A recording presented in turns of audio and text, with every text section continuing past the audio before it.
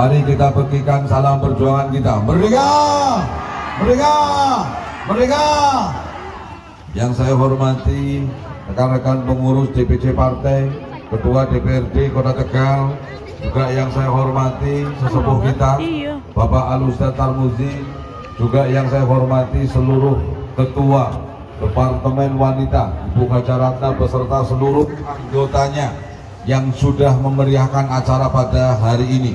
Juga yang saya hormati teman-teman anggota fraksi PDI Perjuangan dan juga seluruh Bapak dan Ibu hadirin sekalian, Ketua Ranting, Ketua PAC, sesepuh bini sepuh yang hadir dalam acara refleksi bulan Bung Karno, yang mudah-mudahan semuanya dalam keadaan sehat walafiat, Allahumma amin ya rabbal alamin.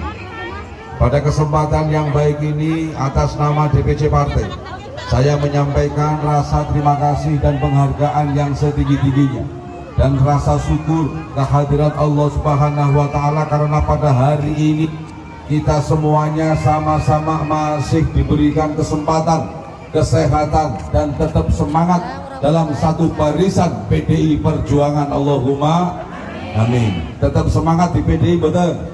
Semangat ya, karena hari ini kita ada kegiatan, temanya adalah refleksi bulan Bung Karno.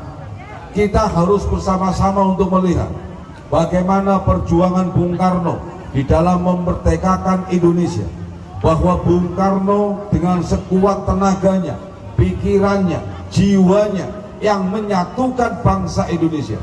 Bangsa ini disatukan bukan oleh kepentingan agama, bangsa ini disatukan bukan karena budayanya, tapi bangsa ini disatukan karena spirit Pancasila yang di dalamnya mencakup kepentingan agama, di dalamnya mencakup kepentingan suku, bangsa dan budaya di Republik Indonesia. Maka kita disatukan oleh Pancasila.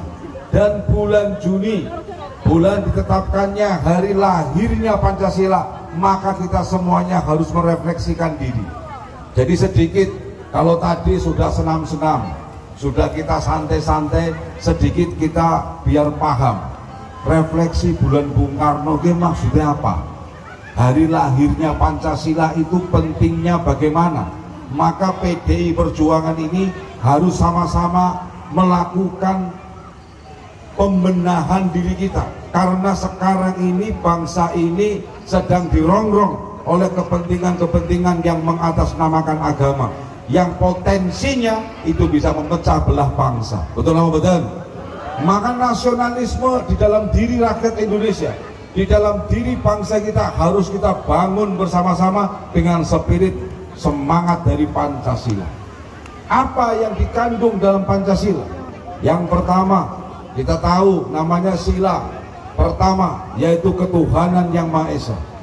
Bahwa para founding father, para pendiri bangsa ini menginginkan bahwa seluruh rakyat Indonesia itu bertuhan. Rakyat Indonesia bertuhan, apapun agamamu, apapun kepercayaanmu, yang paling penting adalah bahwa kamu hidup di sini ada yang menghidupkan. Kamu ada di sini ada yang mengadakan. Maka kemudian konsep yang pertama dalam sila ketuhanan yang Maha Esa. Karena kita sesama makhluk Tuhan, karena kita sesama makhluk yang diciptakan oleh Tuhan, maka kita harus punya masuk pada sila yang kedua, yaitu kemanusiaan yang adil dan beradab. Karena kita sama-sama makhluk Tuhan, maka kita harus bisa saling menghormati, saling menghargai, saling mencintai satu sama yang lain sebagai makhluk Tuhan.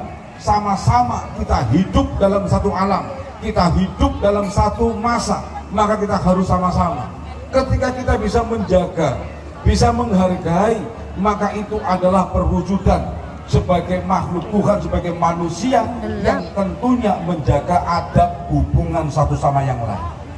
Kalau hubungannya sudah terikat dalam satu kesadaran spiritual, kesadaran bertuhan, bahwa kita ini sebagai makhluk Tuhan, maka kita harus menjaga satu sama yang lain, maka di sanalah akan tercipta yang namanya Persatuan Indonesia. Persatuan Indonesia. Jadi kalau kemudian antar manusia, antar rakyat Indonesia tidak bisa saling menghargai, tidak bisa saling menghormati, tidak bisa saling menjaga, maka kira-kira persatuannya terwujud apa tidak? Tidak mungkin terwujud. Maka syarat untuk mewujudkan persatuan, kita harus bisa saling hormat menghormati. Kalau hormat menghormati terwujud, maka kita bisa masuk yang namanya persatuan Indonesia. Karena Indonesia sebagai negara, Indonesia sebagai bangsa yang disatukan oleh spirit ketuhanan, oleh rasa kemanusiaan, maka kita bisa bersatu, maka kita perlu mewujudkan pemerintahan. Pemerintahannya itu apa? Masuk pada sila keempat, kerakyatan yang dipimpin oleh hikmat kebijaksanaan dalam bermusyawaratan perwakilan. Maka prinsip pengelolaan pemerintahan, pengelolaan negara menempatkan rakyat di atas segala kekuasaannya. Kekuasaan paling tinggi adalah kekuasaan Tuhan, itu mutlak. Tetapi di dalam perwujudan tata kelola pemerintahan di bangsa Indonesia, rakyat sebagai pemegang kedaulatannya, maka diwujudkan kerakyatan yang dipimpin oleh hikmat kebijaksanaan dalam bermusyawaratan perwakilan. Hikmat bijaksana adalah kata kuncinya, bahwa kita memutuskan tata kelola kehidupan bangsa dan negara harus hikmat dan bijaksana, tidak boleh menguntungkan diri sendiri, harus menguntungkan kepentingan bersama yang diutamakan. Nah, kalau dalam tinjauan agama Islam, mari kita merefleksikan, kita melihat bagaimana peristiwa ketika Nabi besar Muhammad SAW akan menempatkan Hajar Aswad. Saat itu ada kisah bahwa dibikin sayembara siapa yang datang duluan ke Masjidil Haram untuk menempatkan Hajar Aswad di salah satu sudut Ka'bah.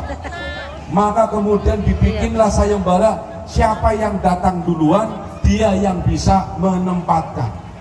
Dan di bangsa Arab ini banyak kabilah-kabilahnya, banyak suku-sukunya. Kemudian dibikinlah sayembara seperti itu, dan atas izin Allah Nabi besar Muhammad yang datang duluan.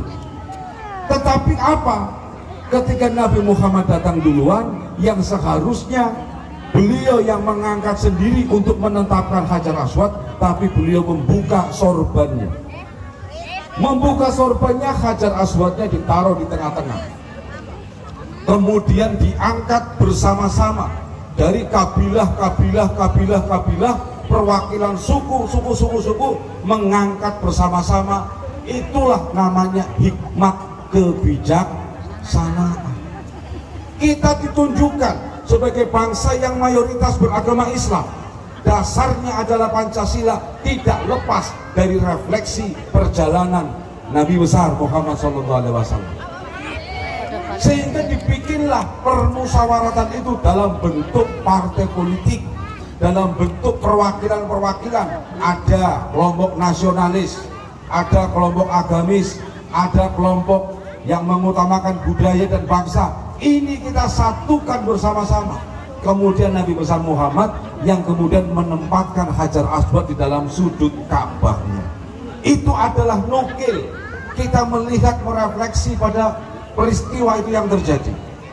Kalau itu bisa terwujud, maka kita bisa mewujudkan yang namanya tujuan kita hidup berbangsa dan bernegara, yaitu menciptakan keadilan sosial bagi seluruh rakyat Indonesia. Paham napa mboten? Pancasila penting napa mboten? Penting napa mboten? Kalau Pancasila ini kita yakini sebagai satu ikatan dalam kehidupan berbangsa dan bernegara, maka kita wajib membela Pancasila. Kita wajib membela Pancasila. Kalau kita hidup mau berdamai, kita ingin melaksanakan ibadah kita sesuai dengan keyakinan kita masing-masing.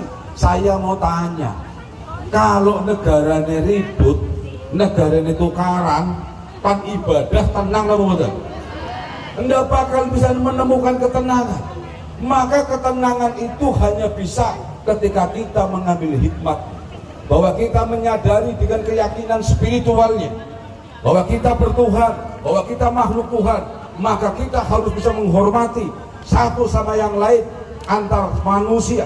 Kalau itu tercipta, maka kita bisa mewujudkan persatuan. Kalau kita bersatu, kita bisa melaksanakan ibadah dengan baik.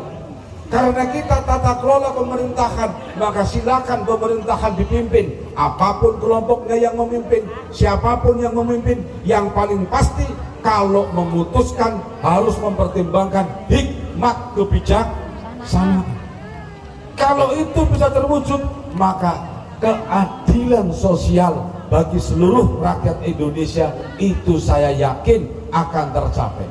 Inilah spirit yang diperjuangkan oleh PDI Perjuangan, yang partai yang didirikan oleh Bung Karno. Paham apa betul? Semangat apa betul? Semangat ya. Jadi kita harus punya keyakinan di dalam kita berpartai, keyakinan di dalam kita melaksanakan tata kelola negara kita, bahwa Indonesia ini PDI Perjuangan sebagai penjaganya. Karena PDI Perjuangan adalah partai yang didirikan melalui spiritnya Bung Karno, dan Bung Karno sebagai pendiri Republik. Jadi tidak mungkin PDI Perjuangan akan menggadaikan bangsa Indonesia. Tidak mungkin PDI Perjuangan tidak selaras.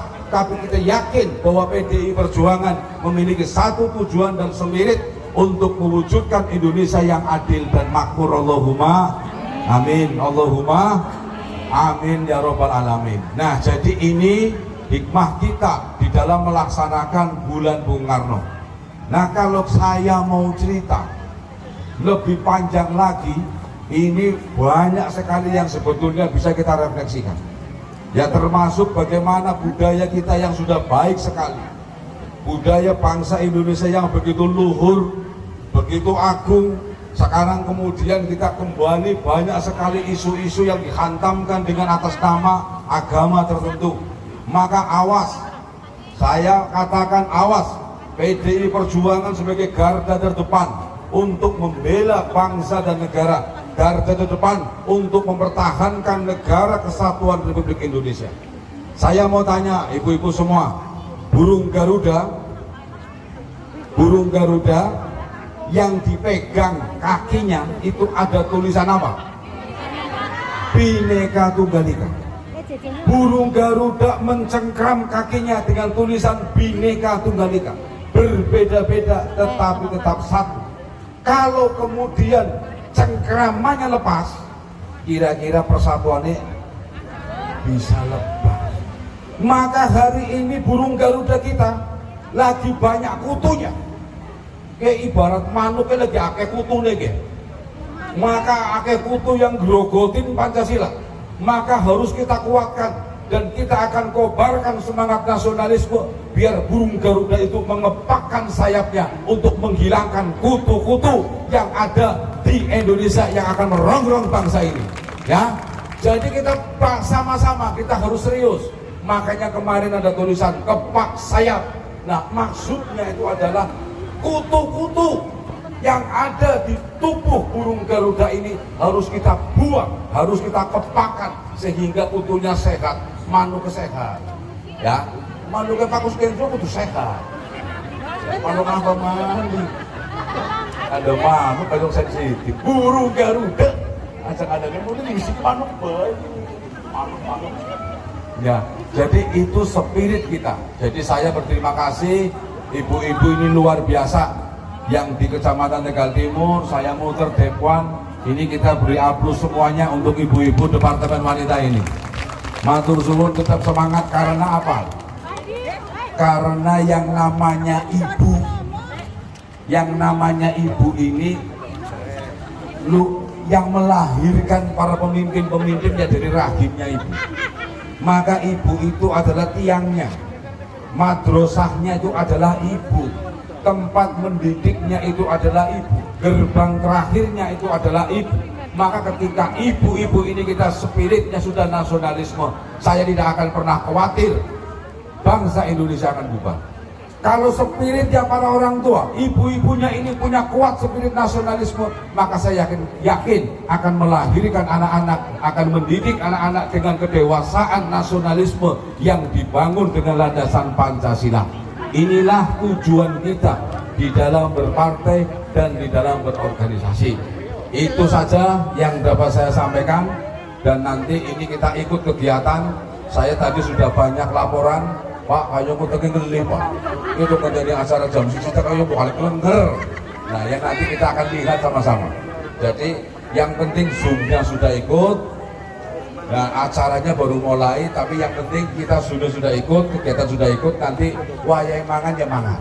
Ya, jadi tidak usah nunggu kalau jamnya, jadwalnya makan jam 1. Ya, ya jam 1. Nanti yang makannya jam 1 khusus ketua dewan sama anggota fraksi. Ya. Jadi yang anggotanya makan dulu, sing anggota fraksi kok makan jam 1. Ya, baik, terima kasih. Itu saja yang dapat saya sampaikan. Dan saya berterima kasih, kurang lebihnya mohon maaf. Assalamualaikum warahmatullahi wabarakatuh. Merdeka!